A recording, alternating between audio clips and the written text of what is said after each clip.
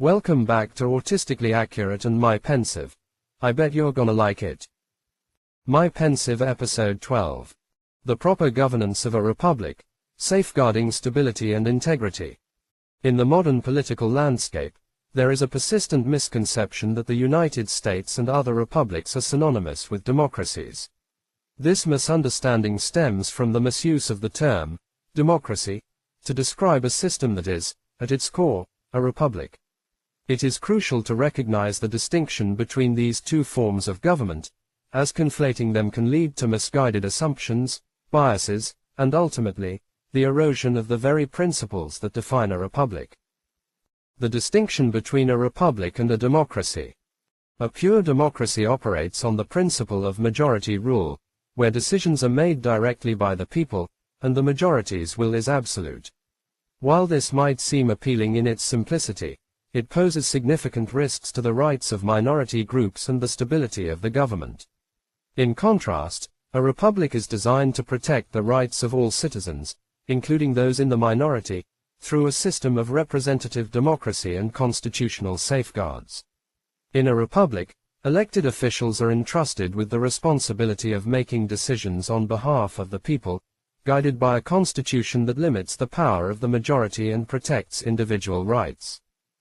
Calling a republic a democracy can give people the wrong idea about the nature of the government. It can lead to the erroneous belief that majority rule should always prevail, without regard for the constitutional checks and balances that are essential to protecting the rights of all citizens. Such misconceptions can foster dangerous biases and undermine the stability of the republic. The role of political parties and the meritocratic ideal. The existence of political parties, while intended to represent diverse perspectives within society, often leads to tribalism and division. When parties become more concerned with gaining power than with upholding the principles of the republic, they can distort the political process, leading to corruption and the erosion of public trust. In such a scenario, elected officials may prioritize party loyalty and special interests over the duty to serve the public and uphold the Constitution. A more ideal system of governance would focus on electing individuals based on their merit, integrity, and commitment to the nation's founding principles. In this meritocratic approach, leaders would be chosen for their qualifications and their ability to fulfill their constitutional duties, rather than for their ability to pander to voters or advance a party's agenda. This would ensure that the government remains accountable to the people, while also safeguarding the nation's long-term stability and prosperity. Rejecting unproven and dangerous ideologies. The pursuit of political maturity requires a rejection of ideologies that have historically proven to be detrimental to society. Communism and its variants, for example, have often led to totalitarian regimes where individual freedoms are suppressed, and the state exerts overwhelming control over every aspect of life. These ideologies, despite their initial appeal to some as alternatives to capitalism, have consistently failed to deliver the promised equality and prosperity. Instead, they have resulted in economic stagnation, human rights abuses, and widespread suffering. To build a stable and just society, it is imperative to move beyond these juvenile delinquent ideologies and focus on time-tested principles that protect individual liberties, promote economic freedom, and ensure the rule of law.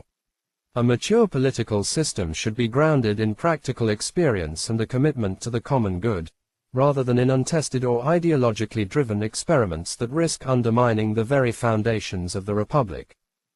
Conclusion. The proper governance of a republic requires a clear understanding of the distinctions between a republic and a democracy. It also demands a commitment to electing leaders based on merit and integrity, rather than party affiliation or populist appeal. By rejecting unproven and dangerous ideologies like communism, and instead focusing on the principles that have sustained successful republics, a nation can ensure its long-term stability, protect the rights of all its citizens, and uphold the rule of law. In this way, a republic can evolve into a mature and resilient political system, capable of meeting the challenges of the modern world while remaining true to its foundational principles.